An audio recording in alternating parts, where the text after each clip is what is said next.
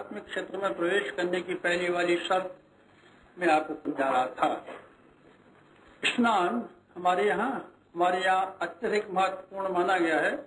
किसी भी शुभ कर्म करते समय विवाहों में पहले स्नान, मुर्दे को स्नान, बच्चा जन्म लिया स्नान, गंगा जी पे जाइए स्नान, सोमवती के दिन जाइए स्नान, हर जगह हमारे यहाँ स्नान की आवश्यकता समझी गई है। और स्नान न हो सकता हो तो हाथ पैर धोए बिना तो हम चौका में प्रवेश नहीं कर सकते। पुरानी परंपरा के अनुसार चौके में आइए, हाथ धोइए, पैर धोइए, चौके में कैसे घुस के आ गए। स्नान, सफाई, स्वच्छता हमारी आध्यात्मिक जीवन में प्रवेश करने की पहली वाली शर्त के साथ साथ में दूसरी चीजें भी जुड़ी हुई हैं।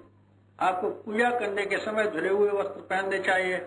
धुले हुए वस्त्र अगर नहीं पहन सकते हैं तो कम से कम वहाँ कमरे में झाड़ू लगाइए, बर्तन साफ कीजिए। अरे साहब ये कल का पंचपात्र है, इसमें क्या हाल है, तो तांबे का ये नहीं साफ कीजिए, मांझ के लाइए।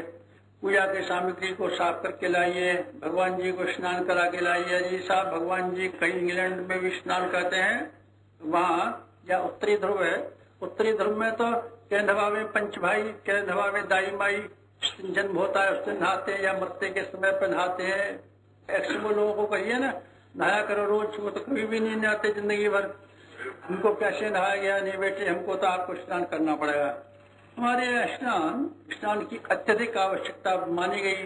तीर्थ में जाइए, ये गंगा जी आइए नहाइए। नहीं साहब, हम तो गर्म पानी से नहाएंगे। नहीं बेटे, गंगा जी में नहाया है और कुछ नहीं कर सकता तो मार्जन स्नान करके या जितने भी हैं तीर्थ, उन सब में आप जाएं, कभी न कभी स्नान जरूर करना पड़ेगा आपको। ठाकुर जी को जरूर स्नान करना पड़ेगा।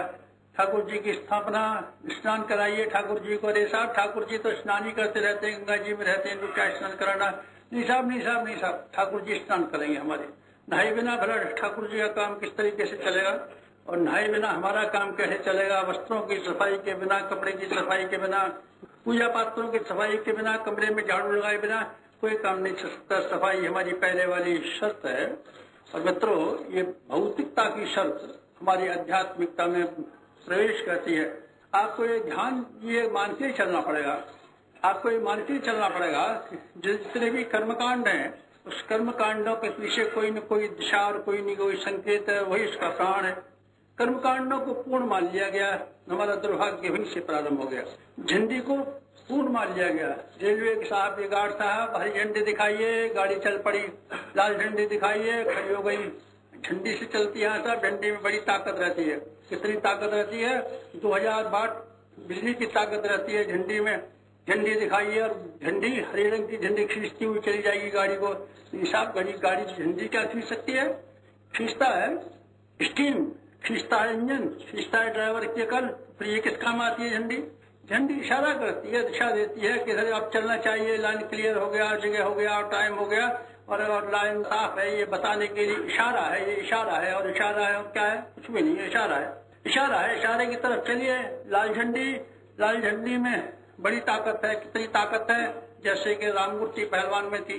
राममूर्ति पहलवान चलती हुई गाड़ियों को अपनी ताकत से, कुव्वत से रोक लिया करते थे। पहले सर्कसों में एक राममूर्ति आते थे हमारे छोटे जमाने में।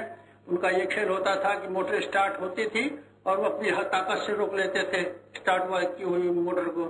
बेटे, क्या ताकत होती है लाल झंडी में? राममूर्ति पहलवान के बराबर किसी भी भागती हुई इंजन को रोक सकती है। अरे साहब, क्या बात कहते हैं? बेटे, कोई बात नहीं, वो इशारा है। लाल रंग का इशारा, हरे रंग का इशारा। आध्यात्मिकता के सारे कर्मकांड संकेत हैं। सारे के सारे कर्मकांड संकेत हैं। अगर ये बात समझ में आ जाए तो काम बन जाए। और अगर आप ये ख्याल करते रहेंगे ये कर्मकांडों में ही कोई जादू है और मैजिक है, और इन्हीं कर्मकांडों में यानी क्या से क्या फायदा है, इन्हीं कर्मकांडों को देकर के देवी देवता प्रसन्न हो जाते हैं, और मंत्र प्रसन्न हो जाते हैं, भगवान प्रसन्न हो जाते हैं, और पैसा लेकर के आते हैं, और माल लेकर के आते हैं, बेटे लेकर के आते हैं, मुकदमे में जीत लेकर के आते हैं। तो बेटे, मैं आपको अज्ञान में डूबा हुआ व्यक्ति कहूंगा, बस, और कुछ भी नहीं कहूंगा। कर्मकांडों का इतना कोई महत्व नहीं हो सकता। कर्मकांडों का अगर महत्व रहा होता तो ये पंडित लोग, साधु लोग, मंदिरों के पूजा पाठ करने वाले लोग अब तक मालदार हो गए होते, और अब तक अमीर हो गए होते, और अब तक पैसे वाले हो गए होते, और अब तक बलवान हो गए होते, और पहलवान हो गए होते, विद्वान हो गए होते, और ज्ञानी हो गए होते। कुछ भी नहीं है, जैसे थे वैसे के वैसे ही हैं। मरते हैं भूखे और मांगते हैं भीख। ईसा, ये तो हनुमान जी में बड़ी ताकत है। क्या ताकत है? कोई ताकत नहीं। तो आपको ये जान के ही चलना पड़ेगा और मान के ही चलना पड़ेगा। इनके पीछे केवल संकेत और इशारे कि हमारा आध्यात्मिक जीवन कैसा होना चाहिए और हमारी चेतना का स्तर कैसा होना चाहिए। अगर इस सिद्धांत को आप स्वीकार कर लें तो मैं समझूंगा कि आपने आध्यात्मिकता का पहला वाला पाठ पढ़ लिया। और अगर आप ये ख्याल करते रहेंगे कर्मकांडों का जादू उनको निहाल कर सकता है, कर्मकांडों का जादू निहाल कर सकता है, तो मैं आपको गलती में और अज्ञान में भटकता हुआ आदमी मानूंगा। जादू किसे कहते हैं? जरा सी मिट्टी हाथ पहले 3 बार लकड़ी फिराई, हुक मार दी, रुपया बन गया। बन सकता है रुपया। अगर मिट्टी से फूंक मार करके रुपये बना करते तो बेटे टकसाल खोलने की गवर्नमेंट को कोई जरूरत न पड़ती।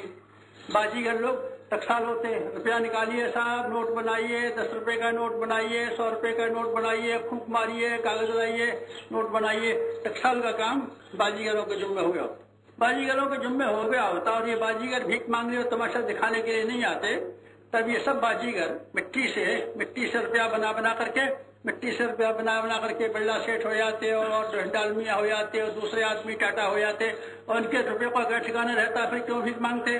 जादू सही है गलत, जादू सही है गलत, जादू सही है गलत, जादू गलत, जादू गलत, जादू गलत। फिर सही क्या है? सही बेटे है इसकी साइंस। मिट्टी से रुपया बन सकता है।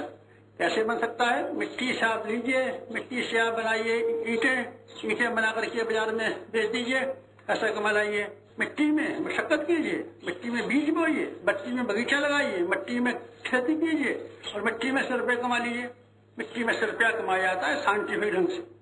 और मित्रों, अध्यात्म साइंटिफिक है, मैजिक नहीं। जैसे कि आपने और आम लोगों ने समझ रखा है मैजिक, माला घुमाइए पैसा कमाइए, माला घुमाने से पैसा कमाया गया होता तो माला बेचने वाले 1 लाख रुपए को माला बेचते और अपने पड़ोसियों को बेच देते, अपनी जमाई को बेच देते, अपने साले को बेच देते। और आप लोग जाते, माला दीजिए, नहीं साहब माला बिकाऊ नहीं है, एक माला का 25,000 रुपया निकालिए, कम से कम तब एक माला दे सकते हैं। माला घुमाने से लक्ष्मी आई होती तो बेटे माला की कीमत कितनी हो सकती थी, हिसाब तो लगा तुम। तो ये चवन्नी में बिकती नहीं और 3 आने में बिकती नहीं और ये सड़क पर रखी नहीं मिलती। तो ये बेटे किसी सेफों में रखी रहती है और जोहरियों के डिब्बों में रखी रहती है, तिजोरियों में रखी रहती माला। समझता भी नहीं है, इतना भी नहीं समझता। अरे मूर्ख इतना भी नहीं समझता, बात तो समझ। इसलिए मित्रों, आपको आध्यात्मिकता, वो आध्यात्मिकता जो हमारे ऋषियों के पास थी, वो आध्यात्मिकता जिसको प्राप्त करने के बाद में ये देश नर रत्नों की खदान हो गया था, वो आध्यात्मिकता जिसने कि भारत के इतिहास को जमीन से लेकर के आसमान तक पहुंचा दिया था। और वो आध्यात्मिकता जिसकी वजह से इस देश का प्रत्येक नागरिक देवताओं की श्रेणी में गिना जाता था। और वो अध्यात्म जिसने न केवल भारतवर्ष को स्वर्गादपि गरीयसी बनाया, बल्कि किसी जमाने में सारे संसार में शिक्षा का प्रसार, सामाजिकता का प्रसार, पशुपालन का प्रसार, ज्ञान का प्रसार, विज्ञान का प्रसार, सारे के सारे प्रसार किया था। मेरी एक पुस्तक छपी है, 5 साल लिखी थी मैंने। हिंदुस्तान के लोगों ने सारे संसार को किस तरीके से अपनी क्षमता के द्वारा, प्रतिभा के द्वारा, अपनी क्रिया शक्ति के द्वारा सशक्त बना दिया था। लोगों को हुकूमत करना नहीं आता था, शासन करना नहीं आता था। कच्छ और गुजरात के लोग चले गए, शैलेंद्र खानदान के लोग जावा में चले गए, मलेशिया में चले गए, सिंगापुर में चले गए और वहाँ के जंगली लोगों को ये सिखाया हुकूमत किसे कहते हैं, शासन किसे कहते हैं, समाज किसे कहते हैं, शादियाँ किसे कहते हैं, कपड़े किसे कहते हैं। सारे दुनिया के जंगली लोगों में उन्होंने सभ्यता सिखाई, न केवल एशिया में, सारे संसार में सिखाई। अभी मैं सभ्यता का मैंने इतिहास लिखा है उसी पुस्तक में, जिसमें अमेरिका वाले लोग कहते हैं कोलंबस से पहले खाली था ये अमेरिका और बीनान था और यहाँ रेड इंडियंस रहते थे। हाँ, इंडियंस रहते थे, रेड की बात गलत है, इंडियंस रहते थे। कोलंबस इस हिंदुस्तान को तलाश करने के लिए गया था, वो जा पहुंचा था अमेरिका। बात सही है, हाँ सही है। हिंदुस्तान में मय नाम का एक दैत्य था, कौन सा था, जो लंका के रावण के खानदान का था। वो चला गया था और मैं सभ्यता पाताल लोक में रहता था। कौन रहता था साहब? महिरावण रहता था। महिरावण का उल्लेख है। और वही लोग अमेरिका चले गए थे और मैं सभ्यता का उन्होंने विकास किया था। अमेरिका में जो चीजें पुरानी पाई गई हैं, पीरू में और दूसरी जगह मेक्सिको में, वो सारे के सारे से ये मालूम पड़ता है कि सूर्य मंदिर यहाँ के, पंचांग यहाँ की सारी चीजें ये मालूम पड़ता है कि दूसरा हिंदुस्तान रहा होगा। हिंदुस्तान के लोग कितने लंबे सफर करते हुए पाताल लोक पर जा पहुंचे थे। न केवल पाताल लोक पर बल्कि सारे यूरोप पे छाए हुए थे और अफ्रीका पे छाए हुए थे। अफ्रीका में पिरामिड जो बने हुए हैं, पिरामिडों की जो खुदाई हुई है, पिरामिडों के भीतर जो चीजें पाई गई है, इससे ये मालूम पड़ता है ये हिंदू लोग थे। हिंदुओं के तरीके गाय की प्रतिमा पाई गई है और चीजें पाई गई हैं। इतने ढेरों निशान पाए गए हैं जिससे मालूम पड़ता है कि अफ्रीका में किसी जमाने में हिंदू धर्म छाया हुआ था। सारी दुनिया में लोग छा गए थे, सारी दुनिया को न जाने क्या से क्या कर रहे थे। देवता लोग कौन से? जो हिंदुस्तान के नागरिक।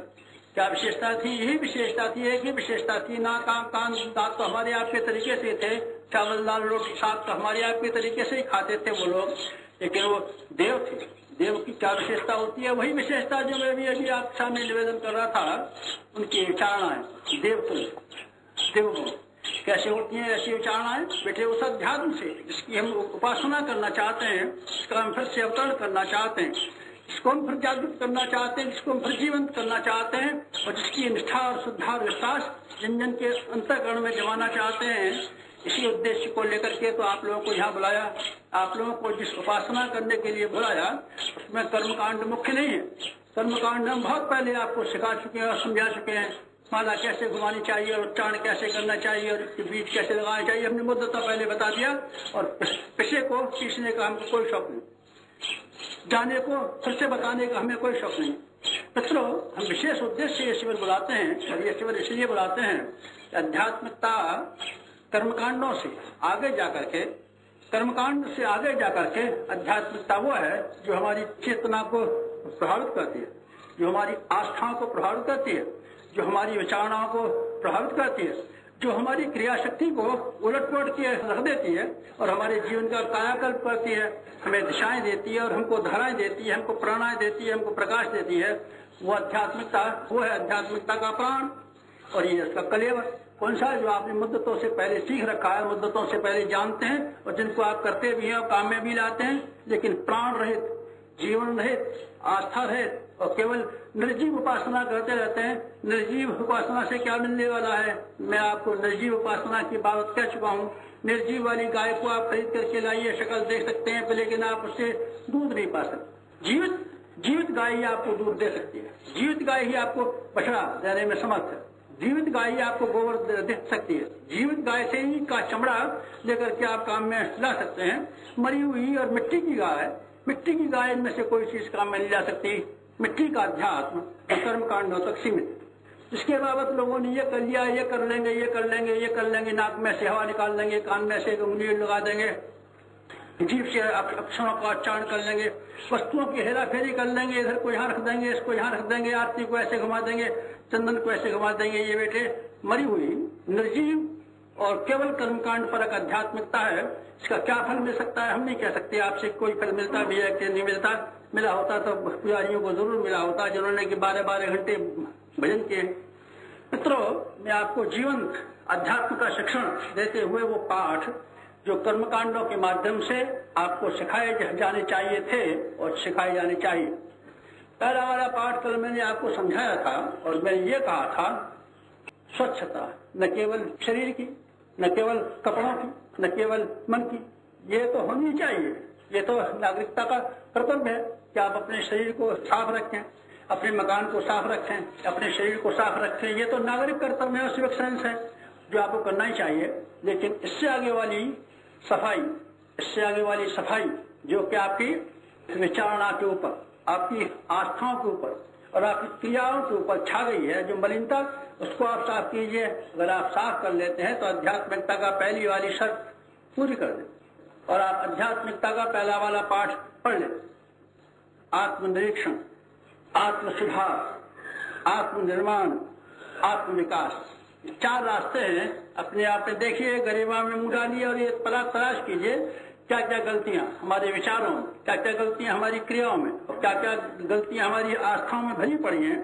इनको आप तलाश कीजिए और उनको बुहारिए, झाड़ू लगाइए, कूड़े को फेंक करके आइए। मन मंदिर में बाबरे झाड़ू नित्य लगाया कर। मन मंदिर में झाड़ू लगाने का काम कल मैंने आपको समझाने की कोशिश की थी और पहली वाली शब्द अगर आपने समझी होगी तो आपने आवश्यक समझा होगा कि हम अपने आप की समीक्षा करें, अपने आप का निरीक्षण करें, अपने साथ में कठोरता बरतें। और जो गलतियां हमारे ऊपर हावी हो गई हैं, उन गलतियों को मिटाने के लिए, गलतियों को हटाने के लिए हमको पूरी ताकत लगा दें, लड़ पड़े स्वयं के साथ, अपने आप से लड़ी, अपने आप से लड़ी, अपने आप से लड़ी। अपने आप से लड़ना आध्यात्मिकता का पहला वाली शर्त है। आप कहेंगे साहब हमारे अंदर तो कमजोरियां हैं पर हम नहीं लड़ सकते। लड़ने के लिए बेटे तेरे कल्पनाएं की हैं, इन बुराइयों को हटाएंगे। कल्पना कभी किसी की पूरी नहीं हो सकी। गुरु जी हमारी मनोकामना पूरी नहीं होती, हाँ बेटे कभी नहीं हो सकती। तेरी मनोकामना कभी दुनिया में किसी की भी पूरी नहीं होगी। फिर कैसे हो जाएगी? कल्पना कभी पूरी नहीं।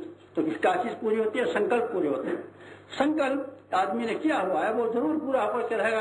इस जन्म में नहीं होगा तो अगले में जन्म में पूरा होकर के रहेगा। संकल्प में रुकावट डालने वाला कोई दुनिया में नहीं पैदा हुआ। मनुष्य का संकल्प इतना तीव्र, इतना प्रखर, इतना वास्तविक होता है कि संसार की कोई परिस्थिति उसमें रुकावट नहीं डाल सकती। संकल्प किसे कहते हैं? संकल्प उसे कहते हैं जिसमें कि आदमी कीमत चुकाने के लिए तैयार हो जाता है। कीमत चुकाइए, परिणाम पाइए। हिसाब कीमत हम नहीं चुकाना चाहते, कल्पना करना चाहते और मनोकामना पूरी कराना चाहते हैं तो बेटे मैं अब तेरा नाम शेख चिल्ली रखूंगा। शेख चिल्ली क्यों रखेंगे आप? हमारा नाम इसलिए रखेंगे। शेख चिल्ली की हैसियत और तेरी हैसियत बिल्कुल एक ही है। तराजू पर दोनों को, एक तराजू पर शेख चिल्ली को बिठा दें, एक तराजू पर तुझे बिठा दें तो दोनों का वजन बराबर हो जाएगा। कैसे साहब? शेख चिल्ली कल्पना करता था। क्या कल्पना करता था?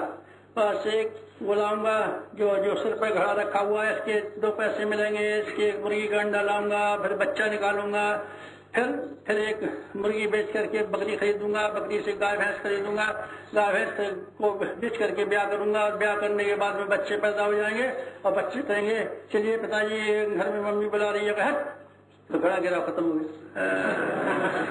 कल्पनाएं बैठे कल्पनाएं करते रहते हैं।